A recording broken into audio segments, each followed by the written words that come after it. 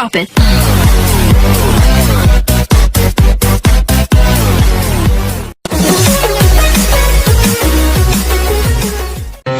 Assalamualaikum warahmatullahi wabarakatuh. Selamat pagi anak-anak. Bagaimana kabarnya hari ini? Alhamdulillahirobbilalamin. Semoga kita semua selalu diberi kesehatan oleh Allah Subhanahu Wa Taala. Nah, pada pelajaran kali ini sudah tahu kan materi yang akan kita bahas adalah materi apa? Ada yang sudah tahu? Oke. Kali ini kita akan membahas tentang teks prosedur. Nah, prosedur, dari kata prosedur sendiri tentunya kalian sudah tidak familiar lagi ya dari kata itu. Prosedur adalah suatu petunjuk atau panduan.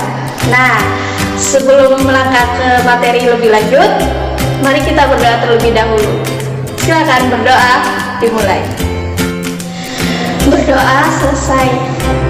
Nah, kali ini kita akan membahas tentang yang namanya satu teks, di mana teks itu berisi langkah-langkah. Ada yang tahu teks apa? Iya, teks prosedur. Nah, sebelum mengarah ke materi lebih lanjut, Ibu sekarang ingin menanyakan sesuatu kepada kalian. Adakah di antara kalian yang pernah membuat mie rebus, telur goreng, pisang goreng, atau teh? Tentunya dari makanan atau minuman itu adalah makanan dan minuman yang umum kita buat ketika berada di dalam rumah. Nah, dari pembuatan atau langkah-langkah di dalam membuat suatu makanan atau minuman, tentunya ada yang namanya panduan. Nah, biasanya terdapat pada buku resep masakan. Nah, seperti ini.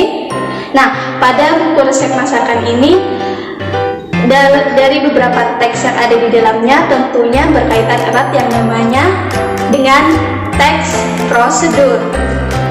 Apa sih teks prosedur? Ya, tadi sudah dijelaskan secara gamblang oleh Ibu. Teks prosedur adalah suatu teks yang berisi tentang petunjuk, panduan, instruksi dalam membuat sesuatu hal atau dalam melakukan sesuatu hal dengan tepat. Nah, di dalam teks prosedur tentunya ada yang namanya ciri-ciri.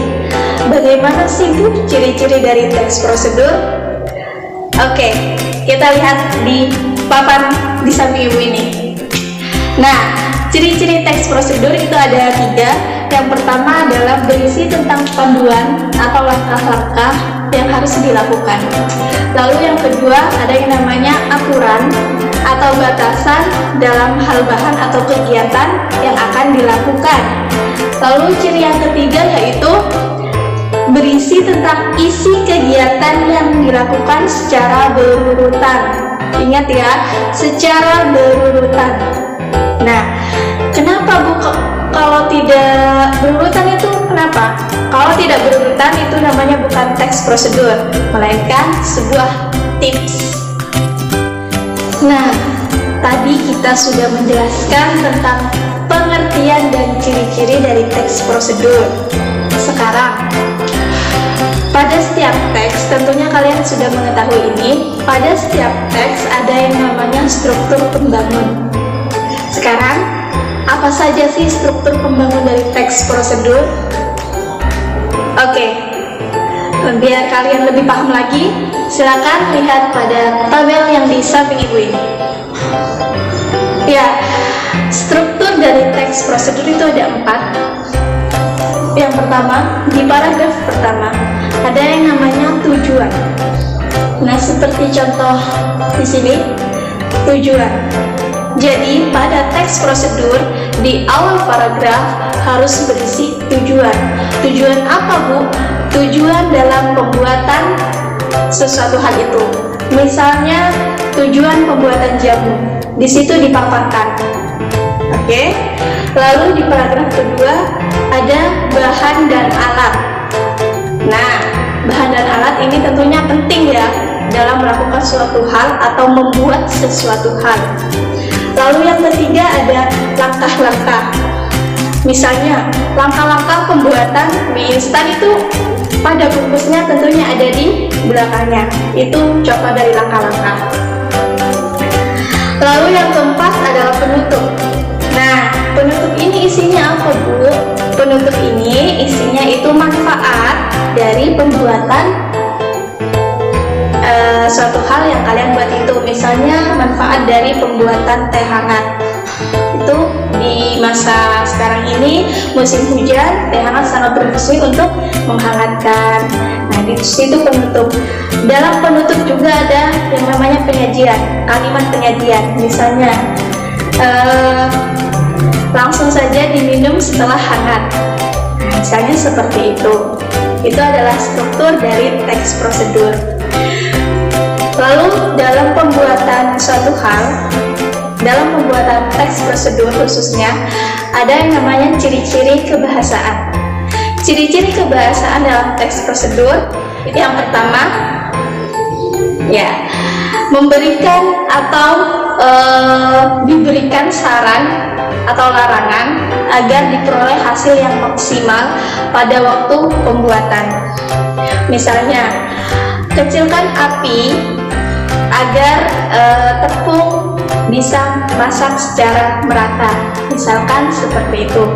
Lalu yang kedua adalah menggunakan kalimat perintah. Seperti apa kalimat perintah? Misalnya, buatlah, atau kerjakanlah, atau siramilah, panaskanlah. Nah, itu adalah contoh-contoh kalimat perintah. Lalu yang selanjutnya adalah penggunaan kata dengan ukuran yang akurat. Nah, penggunaan kata dengan ukuran yang akurat ini biasanya dilampirkan pada langkah-langkah pembuatan makanan atau minuman. Misalnya seperempat tepung atau setengah kilogram gula pasir. Nah, itu contoh dari penggunaan kata dengan ukuran yang akurat. Ya, itu adalah ciri kebahasaan dari teks prosedur. Selanjutnya, Ibu ingin kalian berlatih membuat suatu teks prosedur. Temanya apa ya kira-kira? Oh, temanya pembuatan hand sanitizer. Nah, cocok sekali kan pada masa pandemi ini? Oke, itu adalah penjelasan dari teks prosedur, strukturnya dan kebahasaan dari teks prosedur. Sekian dari Ibu. Apabila ada salah kata atau perbuatan, mohon dimaafkan. Untuk kalian yang belum memahami, bisa langsung komen di bawah ini. Oke? Semangat terus, jaga kesehatan. Wassalamualaikum warahmatullahi wabarakatuh.